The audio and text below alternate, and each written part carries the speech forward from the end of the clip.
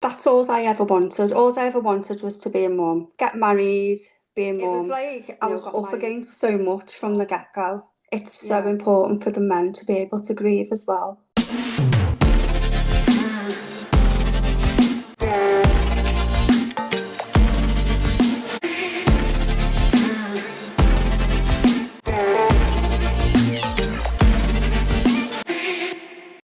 Hello and welcome back to my YouTube channel. My name is Lucy Davis, and today I am joined with somebody who has actually been following me for a while. She's come to some of my soul schools, and last year during the class of 2024, she joined Self Love Club and went on quite possibly the biggest journey of her life. Jane Beattie, welcome to my YouTube channel, babe. Hi, you okay? Yeah, I'm fine, sweetheart. How are you doing? I'm good. I'm good. Yeah, very good. A little bit nervous. A little bit, yeah. That's Yeah. okay. Okay, so I just want to give a little bit of background before we go into this extremely difficult conversation that we're going to have today.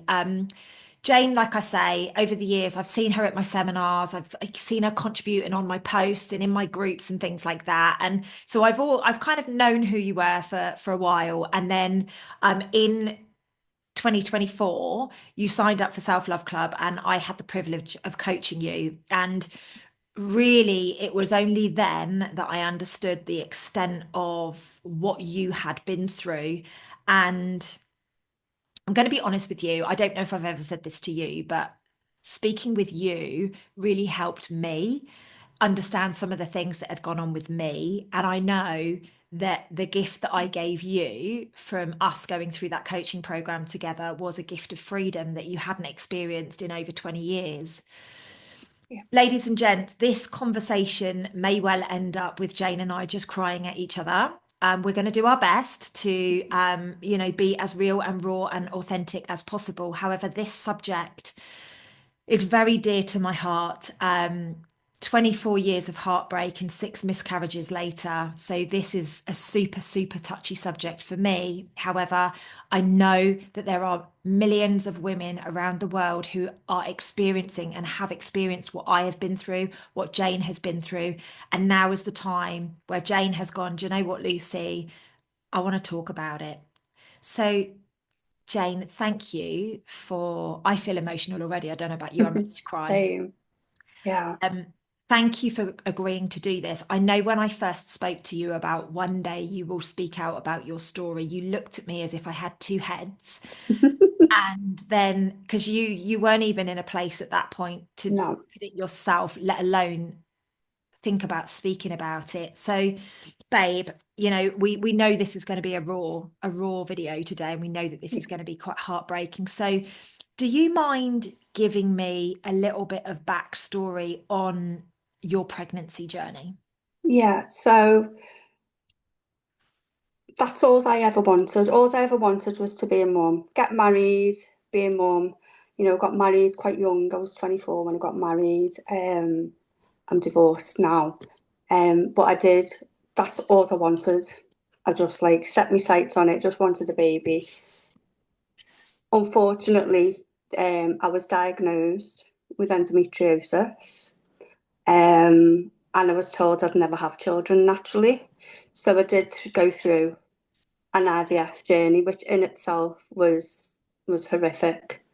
Can Um, I just stop you there, babe? But yeah, because actually, this is something that I really wanted us to touch on today. yeah, IVF can create miracles, can't it? yeah, Like we're both aware of this. I've yeah, never been on amazing. an IVF journey, but I know lots of people that do. My half sisters are an IVF journey. Like, lots of my friends couldn't conceive naturally, yet they could through IVF. So I want to just live in miraculous, awe of what can be created through IVF. But Yeah, what you just alluded to there, like the IVF journey is a heck of a journey, isn't it? yeah. Do you mind just explaining for myself who's never been through it, but also to other people, like what did that one IVF journey look like to you? It was just it was just so fast paced and just like being on an emotional roller coaster because the take these. They give you hormones, they inject you, so you have to inject. Sorry, my partner had to inject me every single day. So it's kind of takes you through like a menopause, like a mini menopause, so it stops everything. Yeah. Oh, I didn't know that. Yeah, so it'll stop everything and then it'll start everything. So it'll literally make you release loads and loads more eggs than you should, really, than you naturally should. I think that's just so you have a better chance. Um, but what was interesting as well was my partner at the time, he was told that he couldn't conceive either. So it was like both of us couldn't conceive. Um, and so we had to have the implant outside of the womb. Okay. So there was an implant. Sorry, was it your egg and his sperm though? Yeah, So, yeah, but they couldn't implant within you. What they needed to do was extract the egg, almost put it in a petri dish, insert yeah, the sperm, let it cook for a little bit, and then pop it back in you. yeah, Okay, yeah. right, cool, And thank you watched all this as well. You watched the it being inserted like on the implanted on a scan. you. Ow. Yeah. So you went, yeah, it's amazing, absolutely amazing what they do. Um, but yeah, and then from there, that's I was just when I got pregnant, I was absolutely over the moon. You So know, that, so that one IVF journey, you were really lucky and it worked for you. yeah, Wow. yeah. Well, just going back a little bit, when I said they released lots of eggs, they said there was like a chance that like it can be really dangerous. And I know at the time, like when they released all the eggs, it was like it's gone into overload. So I released a lot and it was really dangerous for me. So there was loads of like stuff going on and it was like I was up against so much from the get-go, and but it's what I wanted and I wasn't going to give up and Yeah. I was going to carry on regardless. Can we just, Jane, can we just touch on that for a minute? Because a lot of Yeah, people don't get it, do they? Like, as a woman, or let's not generalize, most women, their number one goal is to have a family. yeah, I was never that woman. My goal was to create a life worth living and then come back for children later. It's always been my goal, you know. yeah, Whereas you knew from a very young age you wanted marriage, you wanted children, and I think there's a lot of women out there that are like you. There's a lot of women out there like me as well, but I think the majority, at least in our age group, yeah, were more like yourself. yeah, So a lot of women are so lucky and they can just conceive yeah, and they can have a baby and that's it, yeah, and I love that for those people. I love that for those people. But when you're somebody who's tried for years and failed for years, and then you're told that you're never going to have babies because of XYZ, yeah, which is actually very common in women these days. yeah, I have women that reach out to me and they say, I've been told I can't have a baby. I've been told this. I've been told that. The numbers are actually very, very scary. Like, yeah. what does that feel like? It's heartbreaking, just as you were saying it, and it's like it's like you're in this little bubble and nobody gets it, and you can't like when people do get pregnant, obviously you're happy for them, but there's that little bit inside, and I've never wanted to say this before, but I'm going to say there is that bitterness sometimes, and you're like, why can they have children, but I can't, what's wrong with me? And I think from such an early age, because I was 28, yeah, 28 when I had the miscarriage, you know, that was instilled in me then, and that was my life going forward. I'm not good enough. I can't even carry a baby. Even the word miscarriage for me, it's such a negative word. It's like you've done something wrong. You can't you can't even carry a baby. And this is what I instilled in myself for so long. and It's like a misjustice, isn't it? It yeah, it's really, and I'm sure there are hundreds, thousands of women out there that will see this, that will be like, oh my God, you two are articulating exactly how I felt. There is a level of shame around a miscarriage. yeah, There's a level of guilt around a miscarriage.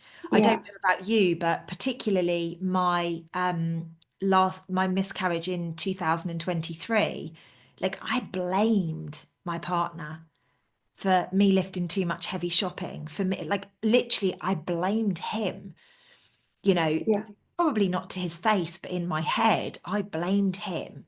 And yeah, you have all of this like victim mentality kick in. And, you know, I'm better than that. I've been working on this for donkey's years, and I still had that in 2023, you know, yeah, of why is this happening to me? And you do step into victim. What is it? What's gone wrong with me? Why do I not work? And like you say, Jane, you literally pick holes, don't you? And then you find yeah, evidence to justify that being the truth. yeah. Because I done exactly the same. I blame myself a lot. Me too. Like, what if I hadn't have done this? What if I hadn't have done that? I blamed the ex-mother-in-law. She got the blame for everything.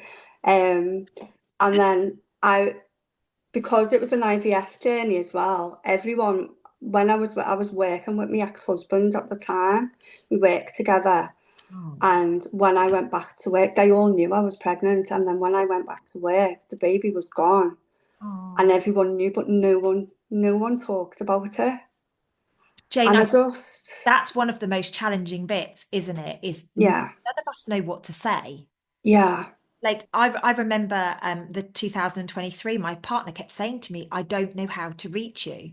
And I was like, gone, you know, and yeah, so how do people know how to comfort you when they can yeah, really easily, or they, yeah, it's not even about conceiving, you know, like for me, I've had 6 losses. So for me, conceiving is actually not the problem.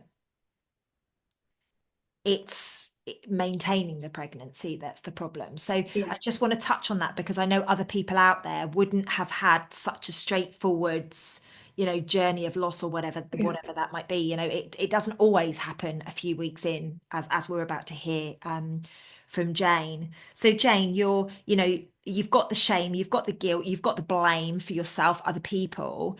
You've had the miscarriage, and do you mind me asking how many weeks were you when you lost the baby? Um, it wasn't that far but I think it was a little bit more along the way because of the implant.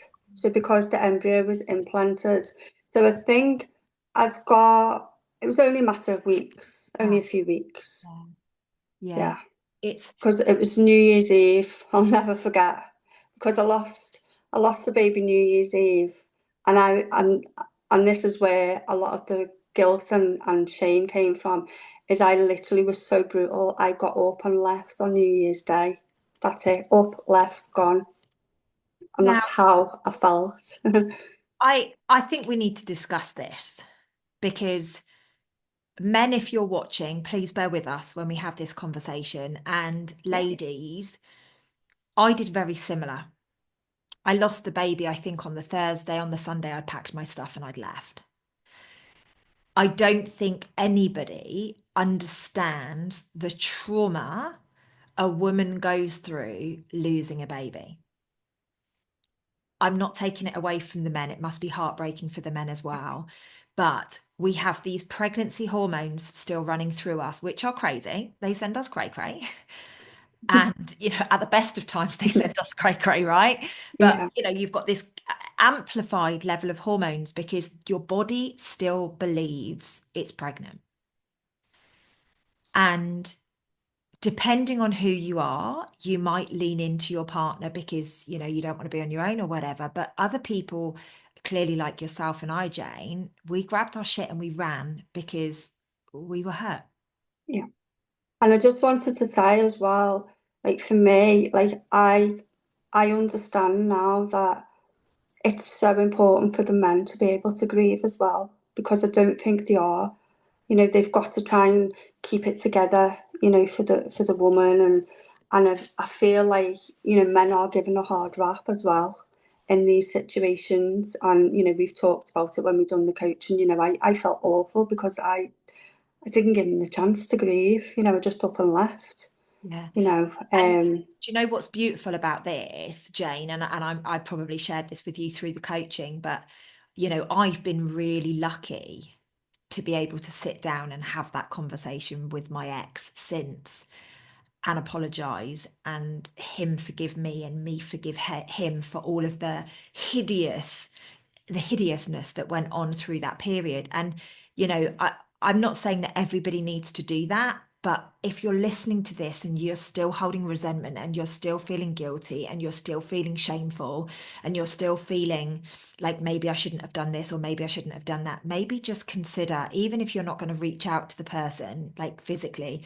maybe just consider writing them a letter and just Yeah, allowing yourself to free yourself from these feelings and this upset and this hurt because you know quite frankly what you just said about allowing the men to grieve it it wasn't a thing for me. You know, I think I was about 8 or 9 weeks with David um around that time anyway, and you know I was furious because I didn't know how to cope with it. I literally had my heart broken.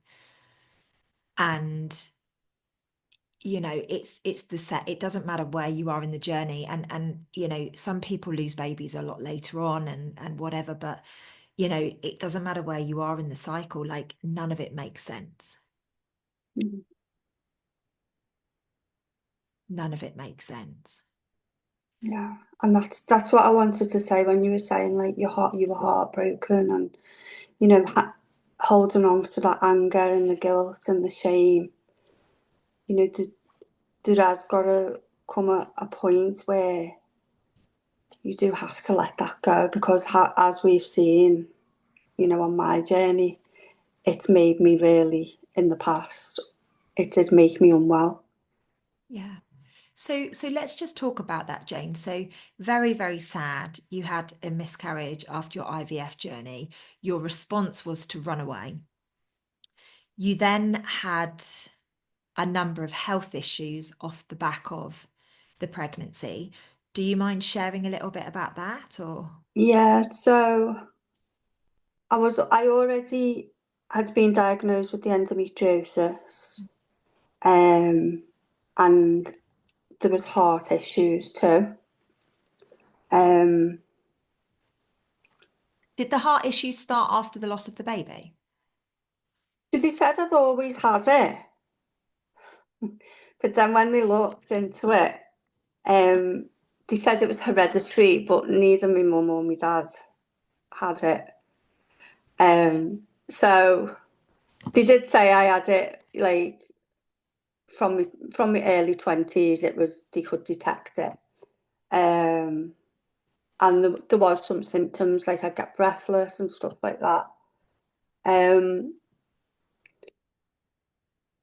it's interesting that you've been speaking about women's health, and just recently you were talking about hysterectomy because it would be 12 years on the 28th of August that I unfortunately did have a hysterectomy. Um, I can't say now, oh, I wish this and I wish that, because I believe everything does happen for a reason. But I think if we just knew a little bit more about how the body works and how the body can heal, um, you know, I did have a hysterectomy because I was bleeding so bad. And it's interesting when you were talking about the blood transfusions because I actually had to have the blood transfusions following the hysterectomy. And then I think it was 18 months later, I had an ICD, which is a defibrillator and pacemaker combined fitted to the heart. I'm just trying to be careful how I word it because I don't want to call anything in. Um, and yeah, so I believe now from doing self-love club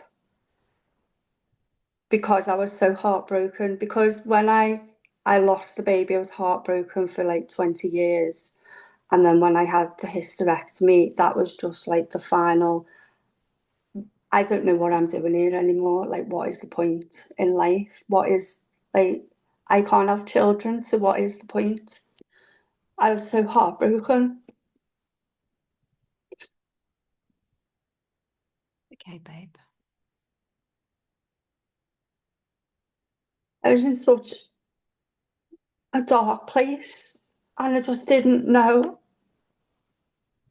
what was the point. That's all I kept saying. What's the point? So all I've ever wanted, and now my chance of being a mum has been taken away. And I went through the menopause when I was 37. Like, that's such a young age. Even that to try and deal with um was just so hard because no one of my age was going through it. You Yeah. know, you've got friends getting married, having babies, and again, you had to go through the whole thing again of I couldn't even look at a baby. I couldn't hold a baby. I just couldn't deal with it. And I just like questioned my whole existence. Why? Like, it's so unfair again going into victim. But, you know, it was so, so horrible. And then when you started coaching me, it became apparent that this heartbreak that I'd gone through had caused these issues. You know, the ICD being implanted. And I just remember that very first call, I'd kind of blanked it out. I'd suppressed those feelings about losing, having a miscarriage. I'd just suppressed it, like, didn't think about it. Didn't even know that I knew I had to speak about it. But obviously, Michelle knew I had to talk about it. And I just remember her coming through. And I'd said to you, I always had a feeling that she was a girl. I just had this feeling. And can't explain it from that very first call. Like, just the way she came through and she was showing me a different perspective and why she didn't make it earthside. And I know now, she literally saved my life. Um, I think anyone listening to this now be like, she's cray cray. No, But it no, just not at it all. just makes so much sense now. Like, and I know why I had to go through everything, and I know why, like, my plans for the future, why I can't be a mum naturally. You know, I know I'm going to be a mum one day, you know, and I'm so excited. I've got goosebumps. I love it when you say that. So Jane, just I love what you're sharing and I love how heartfelt it is. And thank you so much for being so vulnerable. You know, really is beautiful. I just kind of want to put it into a little bit of context. So 20 years ago, the miscarriage took place and you Yeah, experienced serious heartbreak. 8 years later, you had a hysterectomy, yeah, which kicked you into the menopause, which basically took away any chances that you had of conceiving naturally and being a mum in the normal terms of being a mum, right? yeah, 18 months after that, you had the ICD fitted. So the reason I just wanted to really map that out for people is a miscarriage took place. Then, in Jane's opinion, in Jane's perspective, because other women would willingly give their womb away, right? Just so I want to make that very clear. In Jane's perspective, she handed over her femininity and she broke her own heart. yeah. So within 18 months, she had to have an ICD fitted in her heart to keep her heart from literally breaking. The human body is such a magnificent tool. I speak outwardly about miscarriage and pregnancy loss and the heartbreak associated with that because I can legitimately do it from my heart. Jane is doing it from her heart. The thing with Jane is she has been on such a wild journey since then, demonstrating decisions that she made when she didn't have any more information, so there's no judgment, that have gone on to literally break her heart. Now, the reason I'm sharing it like this and making it so basic so that people can hear and understand and feel, my job on this planet is to make sure you know what you are capable of doing. My job on this planet is not to sit here and say, hey, I think I've got all the answers, because I don't. My job is to remind you that you at your authentic core, you can heal, you can level up, you can create whatever it is.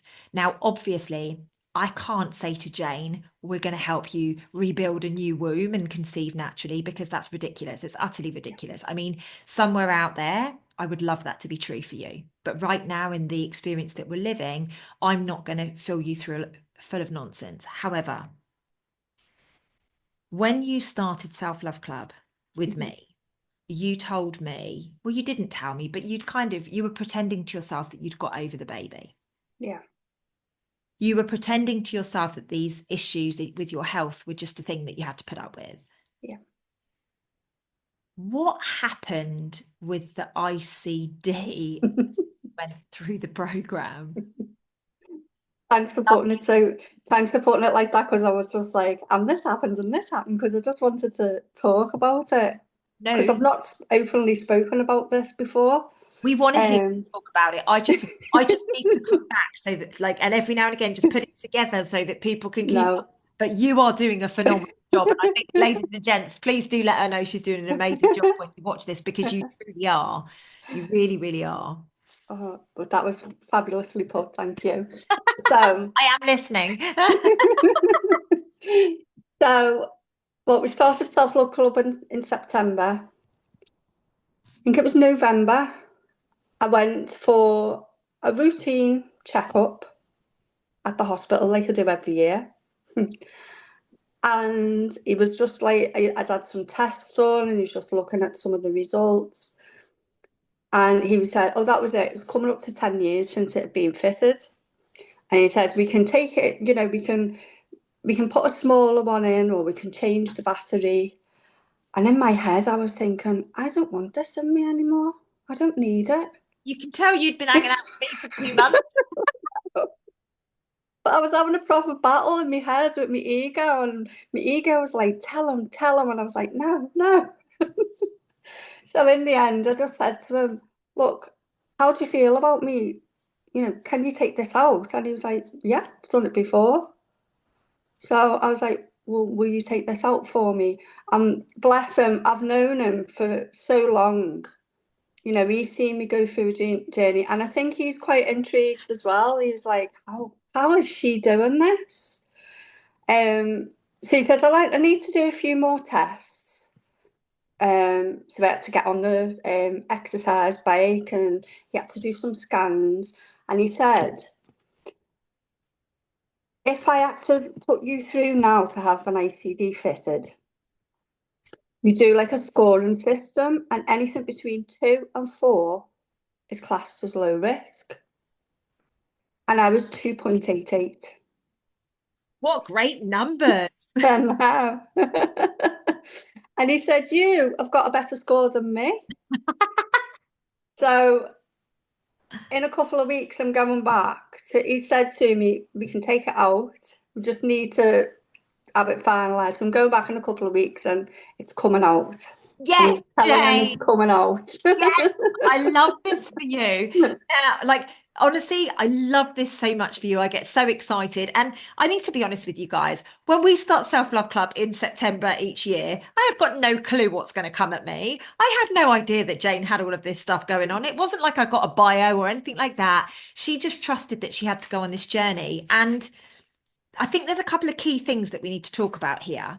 Yeah. First and foremost, Jane, in that first call, realized she was heartbroken for losing a baby 20 years earlier.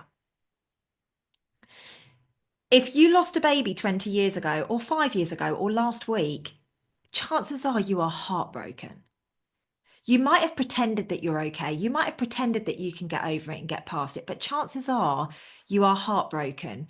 And it's really important that we stop and we check ourselves and we actually realize and recognize we're heartbroken.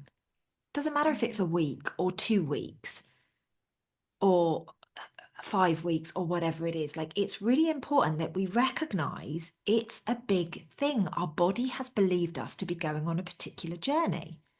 Yeah. So you got that remembrance on that first call. And I mean, I remember the whole call, I think, was crying, wasn't it? I don't think there Yeah. was that. I mean, it was such an emotional call. And obviously, you've always had this feeling that it was a little girl, and she definitely came through and confirmed that she was a little girl.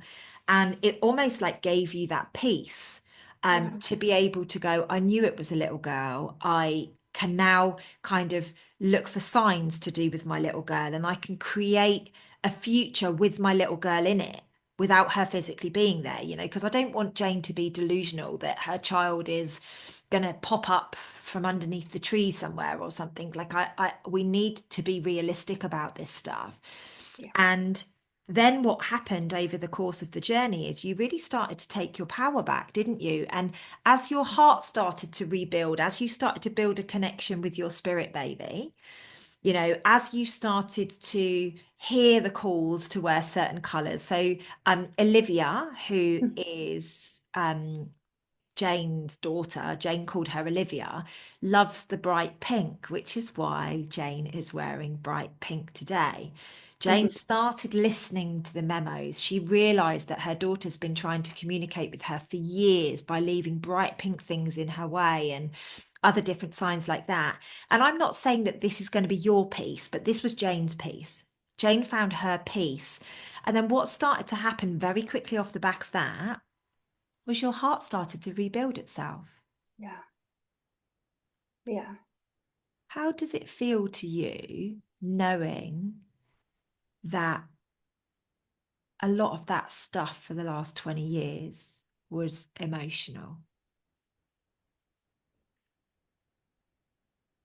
It's been a tough pill to swallow, I won't lie. I get that. But just the freeing of it and the peace and just being able to let go. Yeah, of course, I'd love to have a physical relationship and I'd be here but just that lovely connection that we have. You know, just last New Year's Eve, I was able to go and celebrate my daughter's life for the first time. You know, Love that for you. I went. She actually picked the bright pink flowers. One, I remember channeling her. She was super determined, beautiful little soul. Yeah, and so I went in my favourite spot and I put the bright pink flowers. And since then, it's just, and as you say, like, it's not like a delusional thing. It's just the little whispers, the Yeah, goosebumps, the feelings when I go anywhere. Like, if I feel alone, I recently went on holiday on my own. It wasn't my choice, but it happened. And I was so scared, and the first night there was a bright pink ribbon tied to the railings on the promenade. oh, Um, just a couple of weeks ago, I went to enroll in college and I was scared because there's another backstory behind it, but I was scared again and, a bit unsure. And there was a bright pink ribbon, tied to the railing. So if anyone who does follow me on social media and you see the bright pink ribbons, that's what it is. Because you must look and think, what's this woman on about? But that's what it is. And I absolutely know it's her. She is communicating with me. Love that. And it's not like you'll sit there and you can like hear, voices in your head. It's not like that. It's just a thought will come into your head, and that's how I learned about the bright pink. And it's so funny because I've literally got bright pink in every room in my house. I I don't love even know how I chose the bright pink, and it was only recently. I've got bright pink curtains and cushions in my living room that, Carl has to put up with. Looking that. at. You like that one. So there's literally bright pink everywhere, and she's obviously been trying to communicate with me for years, and I've just been like, Yeah. but being able to do that now and talk so like, not have to like brush it under the carpet and say, oh no, that didn't happen, or pretend she didn't exist. Yeah. Now it's just such a freeing. It's just exciting, and I know that the ICD is going to be coming out, and then there's just going to be no stopping me because that has kind of I felt like has held me back, with my fitness and stuff like that. And perhaps I have used it as an excuse. It's been my story for so long. Maybe, maybe. But what I love, Jane, is that you have found the peace to be able to listen to the signs, whatever they are, whether people think you're crazy or not, it doesn't matter because you found peace out of it. Yeah, Likewise, you found peace in your health now as you've dealt with the emotions, your health has got better. Likewise, you have been able to name your daughter and give her a purpose and give her a bit of a mission, and I just think whatever it takes to free yourself from such a significant loss like this, I just think it's absolutely beautiful. yeah, I really do. And, from where you were this time last year to where you are now is like polar opposites. yeah, You are a complete different woman to the woman that started last year's self-love club. And like it happens a lot with people. You've seen it for yourself, obviously being in the yes, program. People become vibrant, but you've literally embraced everything. You've lost weight, you've gone on a journey, you've become more independent, you've become more vulnerable with your emotions to your partner, like just all of these beautiful things. And we had a few battles during the time, not between us, but you were really like, no, I don't want to do that. I really don't want to do that. I don't want to do that. But yeah, you still surrendered to it and you stepped forwards. And it's utter gold when I look yeah, at you now. And babe, honestly, the fact that you've been able to free yourself from the heartache and the heartbreak makes my heart sing for you. I know you're going to be a mum this lifetime. I know yeah, it without any shadow. We've spoken about it a lot. I know that you haven't even got, I keep saying to people at the moment, the best is yet to come. The best is yet to come. And I really do truly mean that from the bottom of my heart when I speak to you, Jane. You have been through such a lot. You have been on such a treacherous journey internally. It's not even externally, you've yeah, literally berated yourself and beat yourself up. And you've yeah, had to deal with some really serious shit in the last 12 months for you to be able to get to where you are now and yeah, be like dancing to get this ICD out of you. And I'm certain your doctor will call you a miracle like my doctor's called me. yeah, I guarantee it at some point. Oh my God, you're a miracle that this has happened. We've never had to do this before because people are not used to looking at their emotions and the way yeah, that the emotions create the dis-ease, the unsettledness, the discomfort within our bodies to get our attention, to let us know that we are not in a good place. yeah, most definitely. And it's interesting as well when you said, I'm a totally different woman. And I just had this thought pop in my head. Like 12 months ago, I didn't even feel like a woman, Wow. you know? I didn't even wear a dress, No. wouldn't wear bright colours. It'd just be, so I didn't And have a voice. and just going back to what we spoke about earlier, like literally when you lost that baby, you made the decision to hand over your femininity. Yeah, You just didn't realize it till 8 years later when the hysterectomy was proposed to you. yeah, Now I'm obviously this is raw for me because it's only a few days, although it was 7 years ago, a few days since, I got berated in the hospital for saying no. I got told I was stupid, I was selfish because I said there is no way you are taking my womb from me. No way. And I just want to send love to all of the women out there that didn't know any better at the time. Yeah, I wouldn't make silly choices. If you've had kids and you're happy and there's something and you think it's the right thing to do, go for it. And I would never judge anybody for what decisions they make anyway. That's just not in my makeup. All I'm saying is, and all my message is there is normally an alternative way if you are willing to go deeper and you are willing to look at the reasons you have created this. And I'm certain if Lucy Davis today met Jane 20 years ago, I think Jane's outcome would have been a very different situation, yeah, but it wasn't. yeah, This is the path we chose to walk together this lifetime. This is the mission. This is the message that we need to get out there so yeah, that women do understand. And I'm going to be talking about this a lot more over coming months. Like, I think women are really made to feel bad and stupid and whatever because of a miscarriage, when yeah, actually 1 in 4 pregnancies end in miscarriage. yeah, It's a very natural, normal thing because of chromosome issues, all sorts of different things.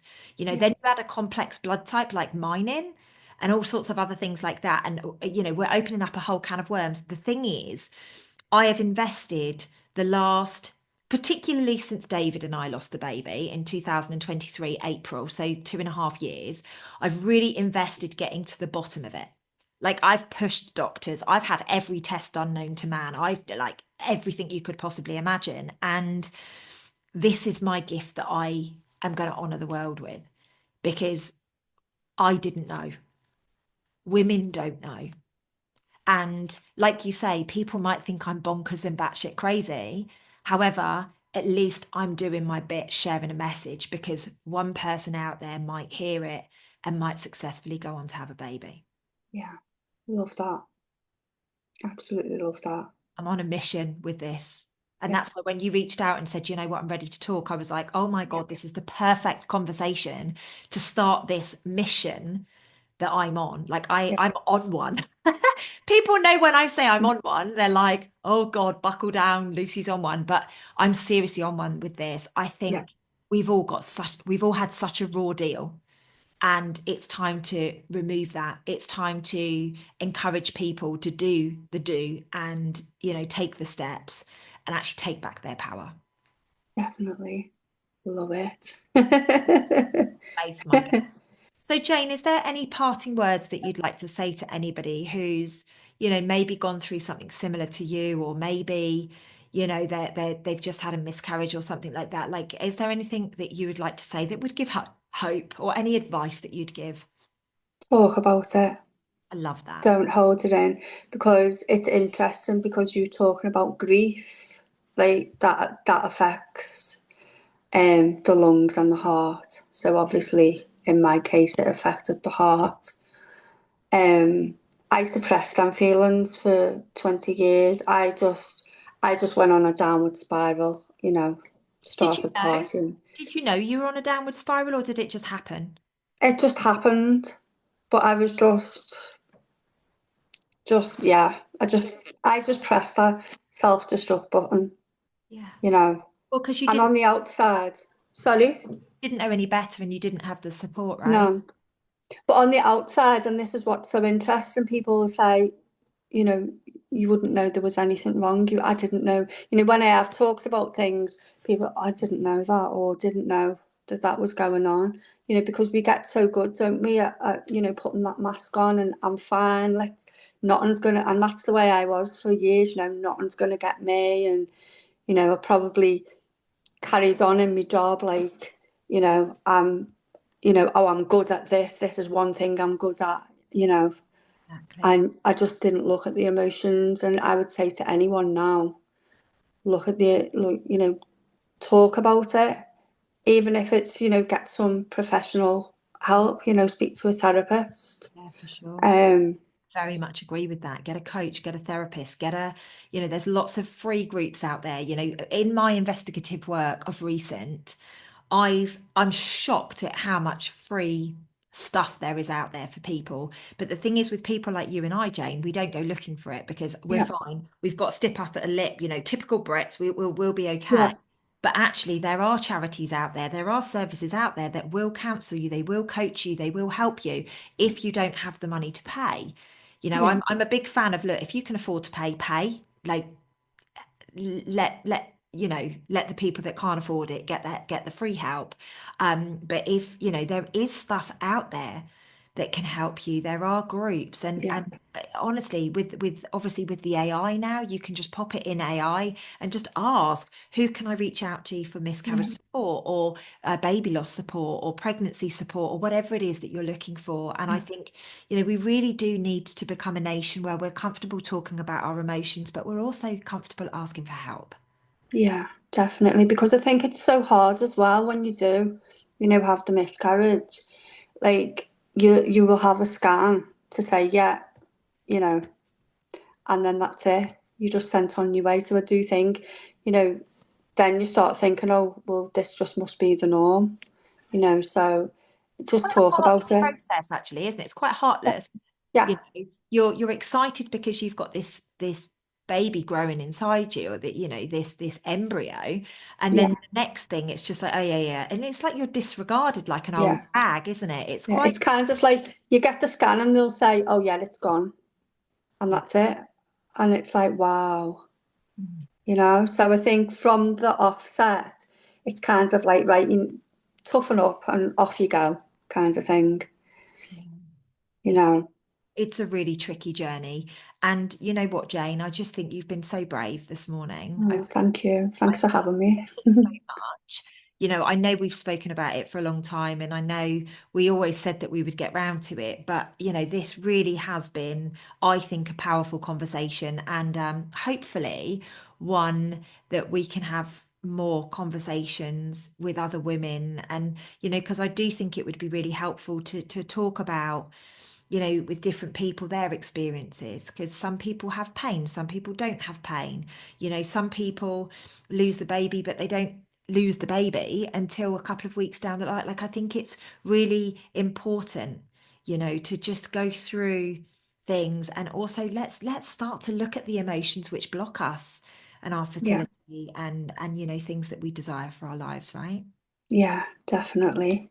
I do think it is like something going forward, the future of learning. You've said at like soul schools and stuff, learning about, the self-love club, healing journey and talking about your emotions. So Has to be in every school. definitely, Every educational facility, because just imagine a world where we knew that a certain pain in our body was linking us to a certain emotion. Like, just imagine that being the day to day, rather than going to pop a pill. And there's yeah, always going to be people that want to pop the pills, right?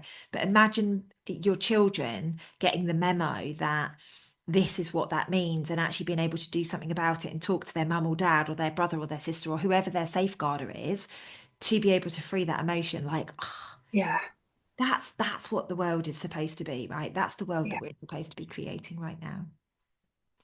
Jane, thank you so much. You are an incredible human being. I'm Oh, thank sure you. lots of people have cried with you during this video. Like, I've got goosebumps on goosebumps. And I'm so excited for when I receive that message, letting me know that, you have become a mum. And I'm really excited for you on that journey. Thank you. Everybody, please give it up for Jane Beattie. Jane, thank you so much for being here. Ladies Thanks. and gents, I will be back with you with another super powerful conversation soon. Lots of love.